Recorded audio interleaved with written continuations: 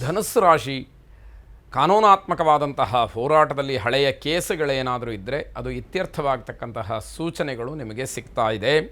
ಮಧ್ಯಾಹ್ನದ ನಂತರದಲ್ಲಿ ಸಮಯ ಅಷ್ಟೊಂದು ಚೆನ್ನಾಗಿರೋದಿಲ್ಲ, ಎಚ್ಚರಿಕೆಯನ್ನು ವಹಿಸ್ಕೊಳ್ಳಿ. ಬೇರೆ ಬೇರೆ ವ್ಯವಹಾರಗಳನ್ನೆಲ್ಲ ಬದಿಗಿಟ್ಟು ಕಾನೂನಿನ ಚೌಕಟ್ಟಿನೊಳಗಡೆ ನಿಮ್ಮ ಪ್ರಯತ್ನವನ್ನು, ನಿಮ್ಮ ಕೆಲಸದ ವಿಚಾರವನ್ನು ಮಾಡಿ ಅನುಕೂಲ ಖಂಡಿತವಾಗಿ ಆಗುವಂಥದ್ದಿದೆ. ನಿಮ್ಮ ಕಾನೂನಾತ್ಮಕವಾದಂತಹ ವಿಚಾರಕ್ಕೆ ವಿಶೇಷವಾದಂತಹ ತಿರುವು ಸಿಕ್ಕತಕ್ಕಂತಹ ದಿವಸ ಇವತ್ತು. ಕಾನೂನಿನ ದೃಷ್ಟಿಯಿಂದ ಮಾನಸಿಕವಾಗಿ ಬೇಸತ್ತಿರತಕ್ಕಂಥವರಿಗೆ ಸಮಾಧಾನ, ನೆಮ್ಮದಿ ಸಿಕ್ಕುವಂತಹ ಸಮಯ.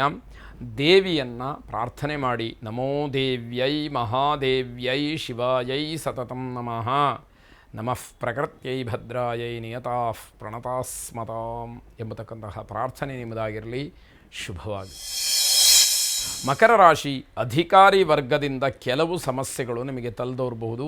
ಯಾವುದೇ ಕಾರಣಕ್ಕೂ ಅದನ್ನು ತಾತ್ಸಾರ ಮಾಡಬೇಡಿ. ತುಂಬ ಗಾಂಭೀರ್ಯವಾಗಿ ಆ ವಿಷಯವನ್ನು ತೆಗೆದುಕೊಳ್ಳಬೇಕಾದಂಥದ್ದಿರುತ್ತೆ. ಕುಟುಂಬದ ಜವಾಬ್ದಾರಿಗಳು ಹೆಚ್ಚಿನ ಒತ್ತಡವನ್ನು ತರಬಹುದು ಅನ್ನುವಂಥದ್ದು. ಹಣಕಾಸಿನ ವಿಚಾರದಲ್ಲಿ ಏರುಪೇರಾಗುತ್ತೆ. ಇವೆಲ್ಲವನ್ನು ಅನುಸರಿಸ್ಕೊಳ್ಳೇಬೇಕಾದಂತಹ ಅನಿವಾರ್ಯತೆ ಇರುವಂಥದ್ದು. ವ್ಯಾಪಾರ, ವ್ಯವಹಾರ, ವಿದ್ಯೆ ಇತ್ಯಾದಿ ವಿಚಾರಗಳಲ್ಲಿ ಮಂದಗತಿ ಇರುತ್ತೆ. ನೀವು ಅಂದುಕೊಂಡಷ್ಟು ಸುಲಭವಾಗಿ, ಅಷ್ಟು ವೇಗವಾಗಿ ಎಲ್ಲ ಕೆಲಸಗಳು ಆಗತ್ತೆ ಅನ್ನುವಂಥದ್ದು ಇರೋದಿಲ್ಲ. ಗಂಟಲಿಗೆ ಸಂಬಂಧಪಟ್ಟಂತಹ ಸಮಸ್ಯೆ ಉಂಟಾಗಬಹುದು.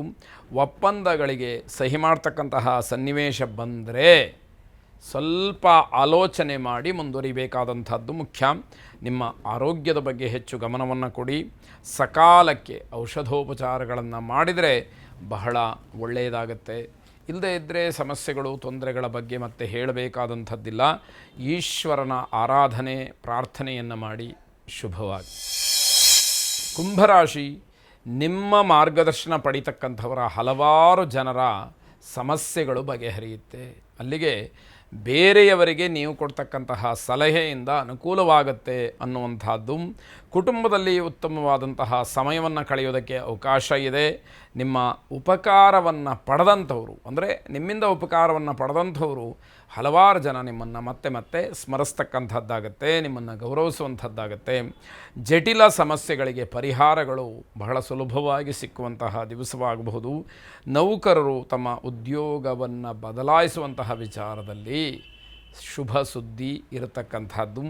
ಬೇರೆ ಕಡೆ ಉದ್ಯೋಗಕ್ಕೆ ಅವಕಾಶಗಳು ಹೆಚ್ಚಾಗಿ ದೊರಕಬಹುದು. ನಿಮ್ಮ ದಿನಚರಿ ಬಹಳ ವ್ಯವಸ್ಥಿತವಾಗಿರತಕ್ಕಂತಹ ದಿವಸವಾದ್ದರಿಂದ ಯಶಸ್ಸನ್ನು ಪಡೀಲಿಕ್ಕೆ ಅವಕಾಶಗಳು ಹೆಚ್ಚಿರುತ್ತೆ. ಹಿರಿಯರ ಆಶೀರ್ವಾದವನ್ನು ಪಡ್ಕೊಳ್ಳಿ. ಶುಭವಾಗಿ. ಕೊನೆಯದಾಗಿ ಮೀನರಾಶಿ, ನಿಮ್ಮ ಯೋಜನೆಗಳನ್ನು ಕಾರ್ಯಗತಗೊಳಿಸುವಲ್ಲಿ ಸಂಪೂರ್ಣವಾದಂತಹ ಪ್ರಯತ್ನವನ್ನು ಮಾಡಿ. ಆಗ ಸ್ಪಷ್ಟವಾದಂತಹ ಚಿತ್ರಣ ನಿಮ್ಮ ಕಣ್ಣು ಮುಂದೆ ಬರುವಂಥದ್ದಾಗತ್ತೆ.